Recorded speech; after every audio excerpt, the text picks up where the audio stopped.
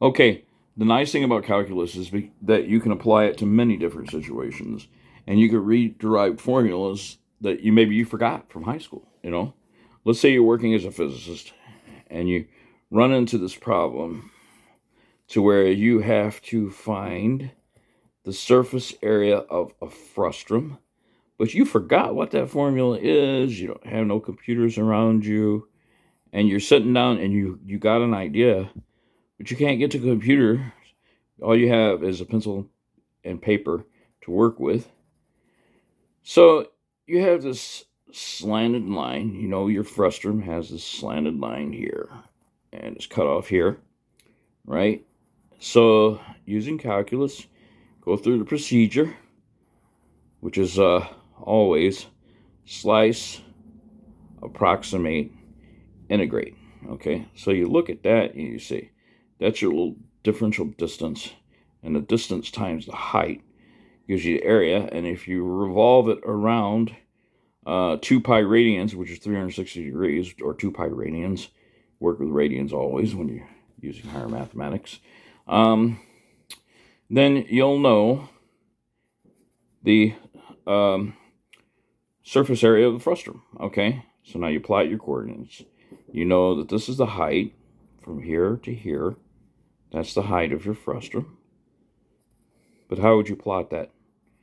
Well, call your x-coordinate the height, and your y-coordinate r2 for the radius, because certainly that's the radius of that smaller circle. And here is easy, because your x-coordinate is 0, and your radius here is r1. Call r1.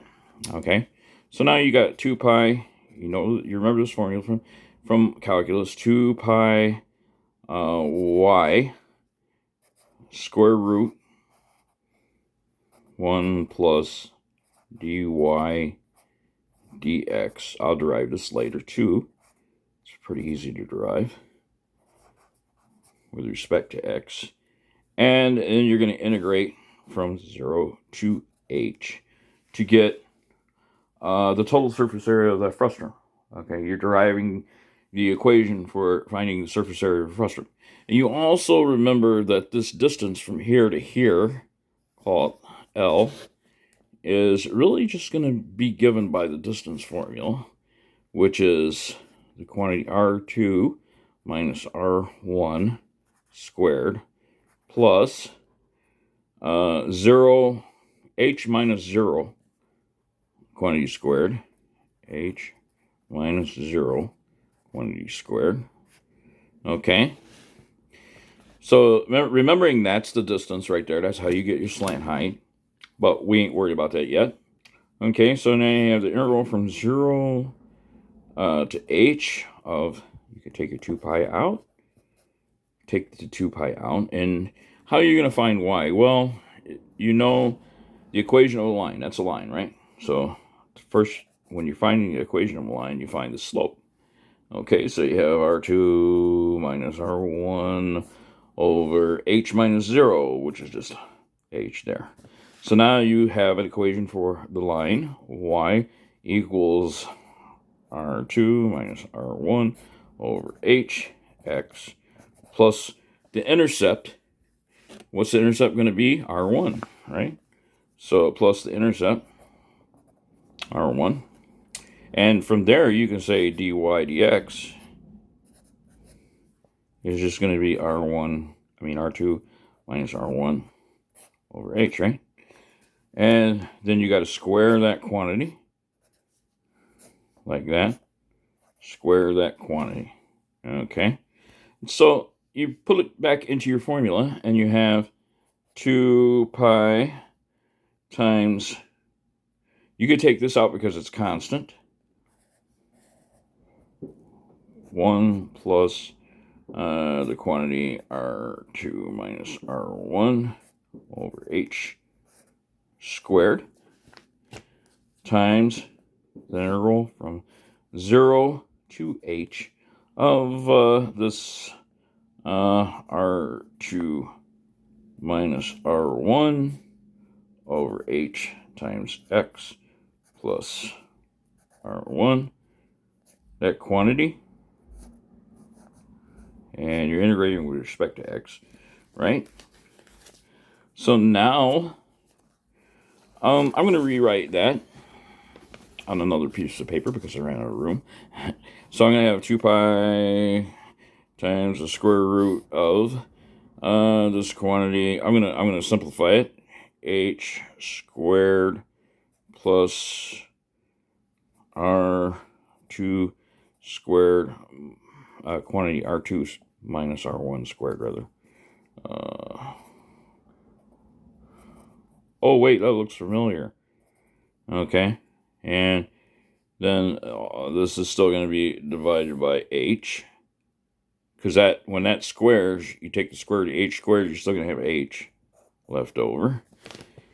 And I say, that looks familiar. This right here looks familiar. What does that look like? Well, it doesn't just look like it. It is that. Okay, R2 minus R1 quantity squared plus H minus 0 squared is the same thing as H squared plus quantity R2 minus R1 squared, and that is L. So I'm just going to write L for that. L for this. And then I am going to still have my integral from 0 to h of this quantity R2 minus R1 over h x plus R1 quantity dx. Okay, now when I take that out, what am I going to have? Well, it's going to look like just 2 pi times L over h times the integral from 0 to h of the quantity R2 minus R1 over h times x plus R1, and I'm going to integrate all that with respect to x, evaluated at h and 0. So I can write this as 2 pi times the integral, 2 pi times L over h, 2 pi times L over h times the integral from 0 to h. Well, I'm going to integrate. I'm just going to integrate. Okay, so this is going to be x squared over 2 because I'm integrating with respect to x. So we're going to have this R2 minus R1 over h times x squared over 2 plus R1x, and all that's going to be evaluated at h and 0. All right, so now what am I going to have? 2 pi L over h times, well, when that becomes h, that's going to be h squared over 2. So we're going to have the quantity R2 minus R1 times h squared over 2, and I'm still going to have h here, okay, plus R1 times h, like that, okay.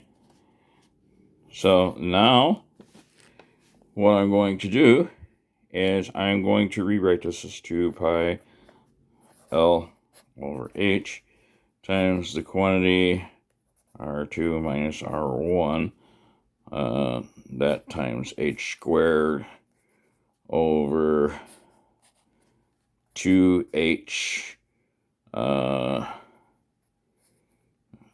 plus this 2 times R1h squared, 2R1h squared, like that. Okay.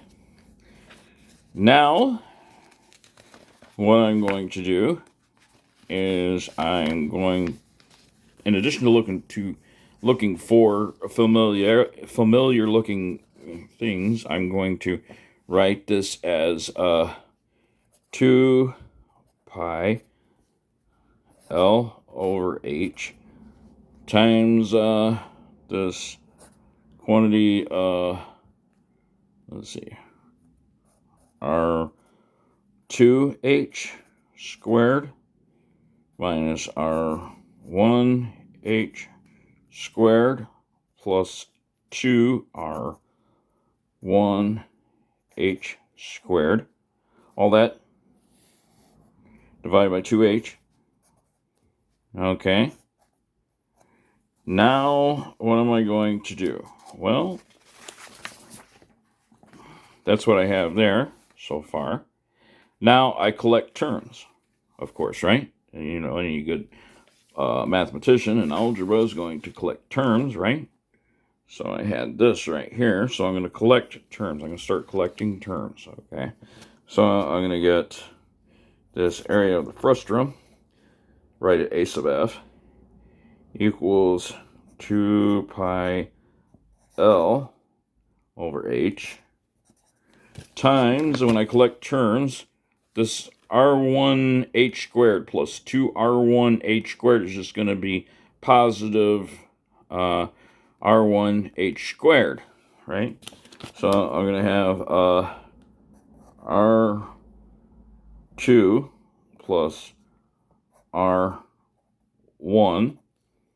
I'm going to take out this h squared. This h squared. And down here, I'm still going to have this 2h. So when I multiply these h's together, I get an h squared. So I can cancel out all h's. Guess what? There's my formula right there. So the surface area of a frustrum is just going to be 2 pi times the average of the radiuses, which is r1 plus r2 divided by 2 times the slant height. That's the formula for finding the surface area of a frustrum. Okay? And that's probably the formula you've seen in high school if you are high school students. Derived from this right here. Okay? So that's how you find the surface area of a frustrum using calculus. That's how you derive the formula. Okay, thank you for watching.